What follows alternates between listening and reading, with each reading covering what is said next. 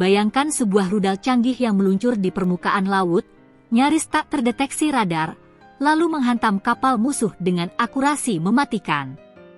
Kini, Indonesia bersama Turki tengah membangun teknologi itu, rudal Atmaca.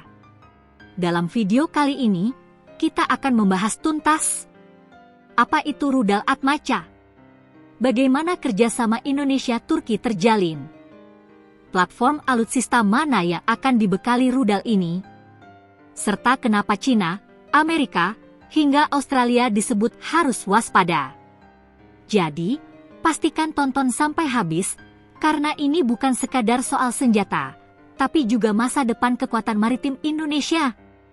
Pada ajang Indo-Defense 2025, Indonesia menandatangani kesepakatan besar dengan Turki. Perusahaan pertahanan Roketsan bersama PT Republik Defense Indonesia, RDI, sepakat memproduksi bersama rudal Atmaca di dalam negeri. Kenapa ini penting? Karena selama ini, Indonesia banyak mengimpor alutsista dari negara lain tanpa transfer teknologi penuh. Tapi kali ini berbeda. Atmaca bukan hanya dibeli, tapi juga diproduksi di Indonesia, membuka jalan bagi kemandirian industri pertahanan nasional. Kerjasama ini tak hanya menyangkut jual beli senjata, tapi juga pembangunan ekosistem industri pertahanan, mulai dari integrasi sistem senjata ke kapal perang, pengembangan radar, hingga pelatihan SDM. Sekarang mari kita bahas, apa sih hebatnya rudal Atmaca? Jenis, rudal jelajah anti kapal, skimming missile. Jangkauan, lebih dari 220-250 km. Berat, sekitar 750 kg. Hulu ledak, 220 kg high explosive. Sistem panduan, GPS, INS, radar aktif, dan data link real time. Keunggulan, bisa ditembakkan dari kapal perang hingga kapal selam. Kehebatan Atmaca ada pada kemampuannya terbang rendah mengikuti permukaan laut. Ini membuatnya sangat sulit dideteksi radar lawan.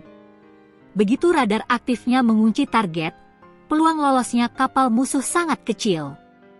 Atmaca juga memiliki data link, artinya bisa mengubah jalur terbang di tengah misi sesuai perintah operator. Teknologi ini setara dengan rudal canggih buatan Amerika dan Eropa. Indonesia berencana memasang rudal Atmaca di sejumlah kapal perang baru, di antaranya KCR 70M, kapal cepat rudal, kapal kecil, cepat, dan gesit yang akan dilengkapi Atmaca untuk memperkuat kemampuan serangan jarak jauh. Fregat Merah Putih, fregat hasil kolaborasi Indonesia-Turki, yang akan dilengkapi radar modern buatan Aselsan dan sistem peluncur rudal Roketsan. Kapal selam, Atmaca juga dirancang untuk bisa diluncurkan dari bawah permukaan laut. Jika terrealisasi, ini akan membuat TNI AL punya kekuatan serangan kejutan mematikan. Bayangkan, dengan kapal perang dan kapal selam bersenjata Atmaca, perairan Indonesia akan jauh lebih aman dari ancaman eksternal. Nah, inilah bagian yang membuat banyak negara waspada. Kenapa kerjasama ini disebut bisa membuat Cina, Amerika, hingga Australia khawatir? Pertama, posisi strategis Indonesia. Kita berada di jalur laut paling vital di dunia. Selat Malaka, Laut Natuna, dan perairan Pasifik. Rudal jarak menengah seperti Atmaca akan membuat setiap kapal asing berpikir dua kali sebelum masuk wilayah Indonesia. Kedua, kemandirian pertahanan. Indonesia bukan lagi hanya pasar alutsista, tapi juga produsen.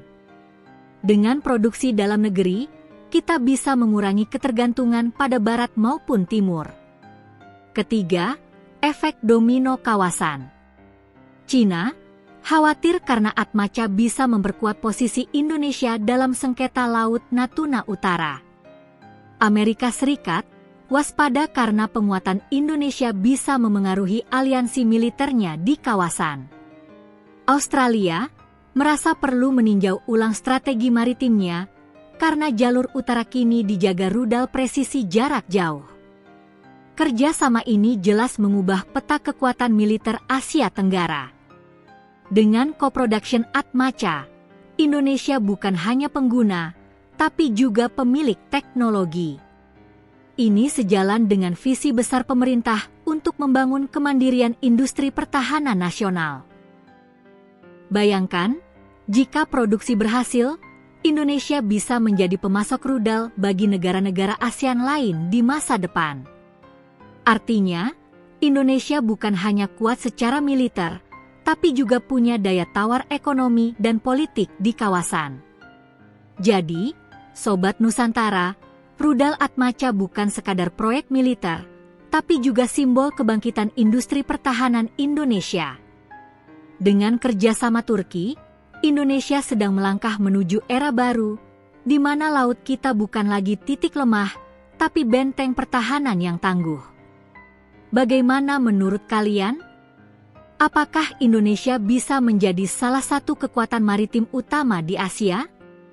Tulis pendapat kalian di kolom komentar.